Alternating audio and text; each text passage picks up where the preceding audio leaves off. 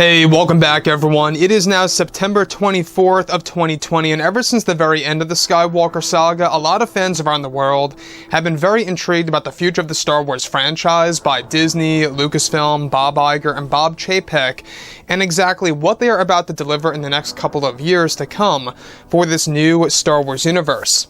This is Mike Zero. Make sure to subscribe if you're new to the channel for future Star Wars content. Now, one thing about Disney Star Wars is that yes, we do know that they are currently heading in a more better and positive direction for the fan base around the world. Essentially what Favreau, Filoni, and Lucas are doing is that they really are going to do everything in their power to really regain many of the lost fans. Now, there's no denying the fact that a large handful of Star Wars fans left the franchise for good after the release of Episode 9, and how a lot of fans were very upset about it, and how the sequel trilogy did not end as they expected it to be ended. And a lot of fans at that point in time, once the film released, swore that they would never watch anything Star Wars related, at least again, that's associated with Kathleen Kennedy. Now that Kathleen Kennedy has little to no creative power, and that it's mostly in the hands of Favreau, Filoni, and Lucas, we really are starting to see some major changes being applied over at Lucasfilm, such as with The Mandalorian Season 2, 3, so on and so forth, other projects out there like the Kenobi TV series and more, that's really going to reshape Star Wars as we know it.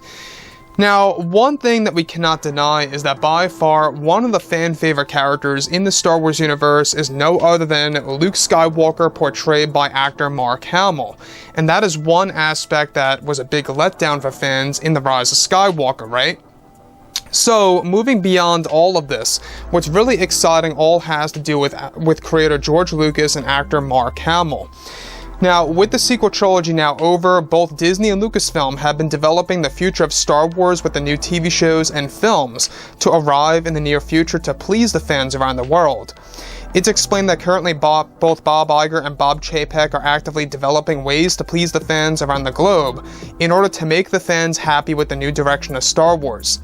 However, it's explained that creator George Lucas is making many changes to the new Star Wars universe, where one major change that Lucas is bringing is the return of Star Wars Legends, in order to create a more authentic version of Star Wars.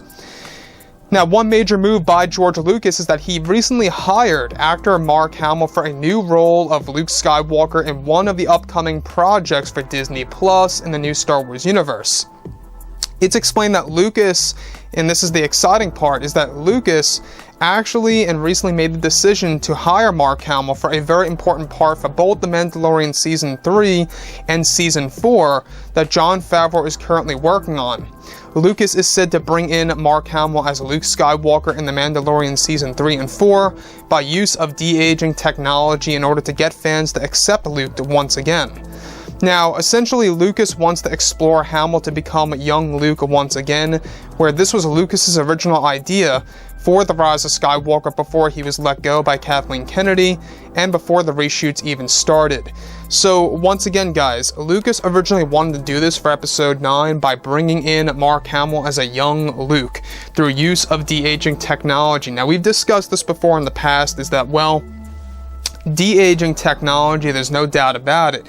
It's a very expensive technique, and it's nothing to joke around with. You know, it really does take a lot of money to insert into a project, to use this technology to really give the fans, you know, something very true to the franchise. Now, the one thing about this also is that the de-aging technology is going to be used in a more minimal sense.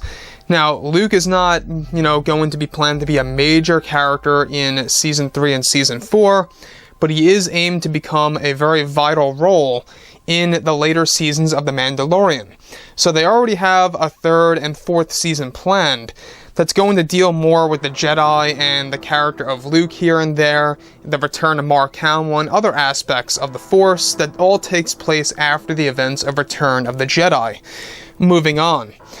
Now, this ultimate decision, alright, this is where it gets very exciting as well, is that this ultimate decision by George Lucas is to also introduce many of Luke's Jedi students in The Mandalorian Season 3 and 4 in a significant way, as well as the beginning of Luke's new Jedi Order / Academy. Now, this really leads me to believe, are they going to at least tease Luke's Jedi students in Season 2? If you look at the teaser trailer, or the trailer, if you will, of Season 2, you will see that Sasha Banks' character looks like a Jedi. You know, she's got the hood over her head.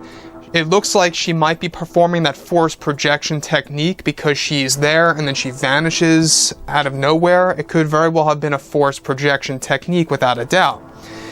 And we do know that Jon Favreau loves the Jedi. He wants to insert that as much as possible into The Mandalorian.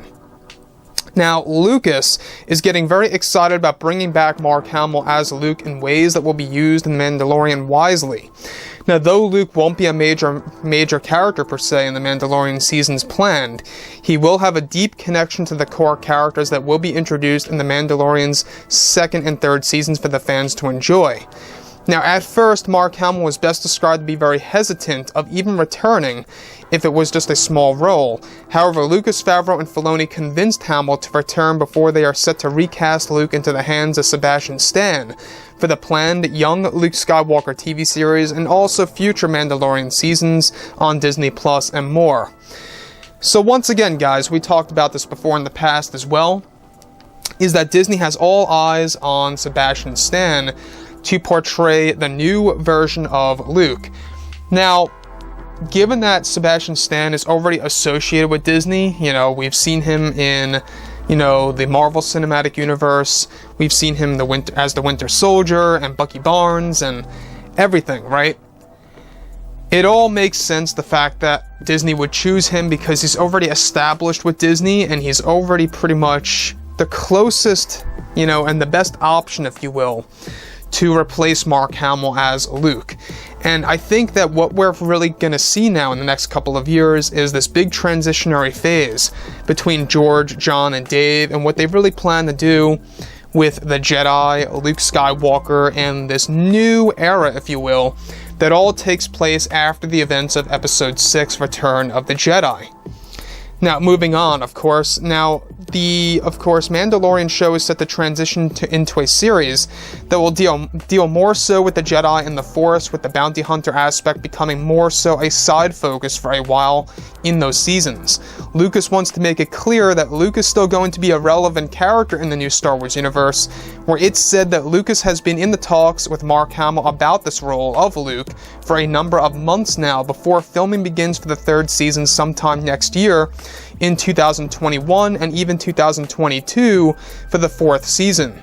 Lucas wants to make it more clear to casual fans that this show is based in a period that takes place when Luke is becoming the most powerful Jedi to have ever lived, and that Lucas, Favreau, and Filoni want to explore that in deeper ways than Star Wars Legends ever did. Before that, you know, this will actually get the fans very excited once again. And you can see exactly what George, John, and Dave are trying to do. They really are trying to please the fans that walked away from the sequels. You know, that was the one major problem with the sequel trilogy, especially at the very end, is that, well, the box office results of The Rise of Skywalker did not meet The Last Jedi's. It did not even get close to it, and that was a big failure on their part. It's one of the main reasons as to why Kathleen Kennedy lost her creative control over at Lucasfilm, and how George, John, and Dave are now taking over and really just, you know, realizing that there is so much potential within Star Wars and what they can really do with this franchise. So, looking forward to that as well. I think a lot of fans are really in for quite a ride when it comes to Star Wars for the next couple of years. I myself am very excited to see, you know, how Luke is going to be treated from this point on forward with Seasons 3 and 4 of The Mandalorian.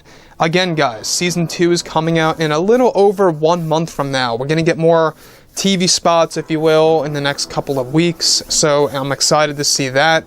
A lot of people are still very excited about Ahsoka Tano coming back, Boba Fett coming back, and let's not even forget about, of course, other characters associated with the Clone Wars as well. So like I've said, I think that, you know, Star Wars is really shaping up. They're really trying to establish it in television and trying to do that before they move on to movies again. So yeah, guys, you know, drop a comment below. Let me know what you think about all of this in the comments. And if you guys did enjoy the content for today, do make sure to drop a thumbs up on this video to support the channel. I thank you all so very much for the kind support, and I'll catch you guys next time.